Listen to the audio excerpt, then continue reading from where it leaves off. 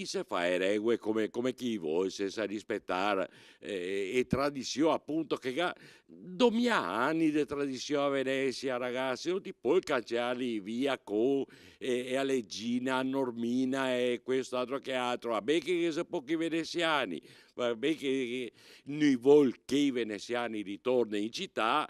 Tra chi si è arrabbiato per la multa alla leggenda del remo Vittorio Orio, reo di aver portato in gondola il feretro di un amico al cimitero di San Michele, c'è l'esperto di tradizioni veneziane Sandro Brandolisio, che ricorda come quello che oggi è considerato un comportamento da sanzionare fosse l'assoluta normalità fino a pochi decenni fa. Negli anni 50-60 ti quanti andava a San Michel in barca, si diceva, l'ultimo viaggio in barca e il funerale veniva fatto appunto con la gondola che trasportava a bara.